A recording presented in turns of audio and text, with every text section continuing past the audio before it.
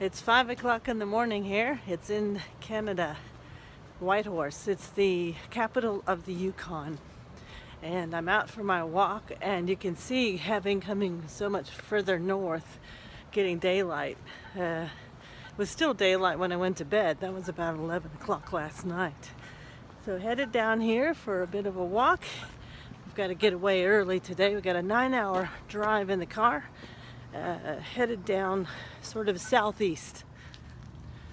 I asked the lady where we were staying where a good place to walk was. She said go down the street, you'll find a river. I just passed the Edgewater Motel, so I think I'm getting close. Now here's a totem pole, and they've passed quite a few of these on our trip. In Canada, they don't have what Americans would call the American Indian or the native person of America, but they have what they call them the First People or the First Nation. And these totem poles are basically vertical storyboards of the people that lived here. Just across this train track, there's lots of train tracks around here, and lo and behold, there's the river. And I think I'll head this way.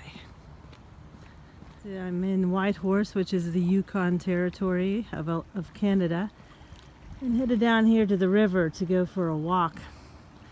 Now, the last time I was near a river like this, up in this part of the world, was when I was 4 years old.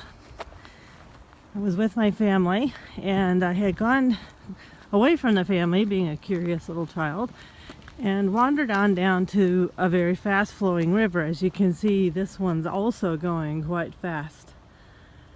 And the bank gave away, and I slipped into the river. And luckily, my brother, my oldest one, was nearby, and he heard this big splash.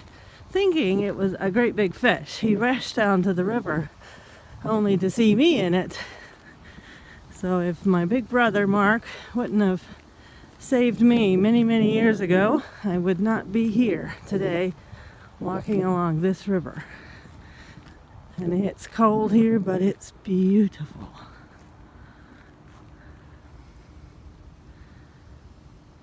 Here we're coming up to the National Historic Site of the SS Klondike, which is a river boat, basically, built in the 1800s during the big rush for discovering this area. They needed to get supplies and then the silver and lead ore that they were finding in the mountains up and down this river. And this was large enough, could carry 70 people, and then in the hull of it could carry all of their supplies, their silver lead ore, so that they didn't need to push a barge. So, a very important part of history here. Here's a red fox. He's coming towards me.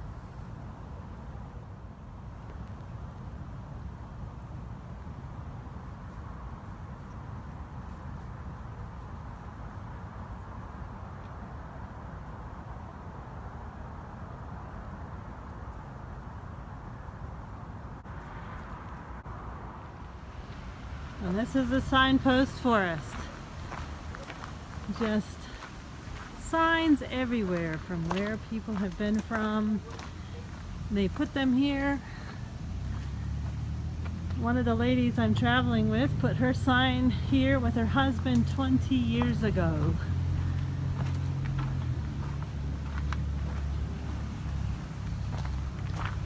Such a creative, cool idea to attract people into one area.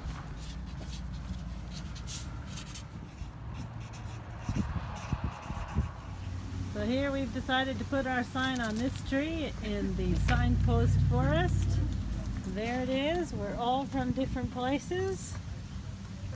5 traveling ladies in August 2017.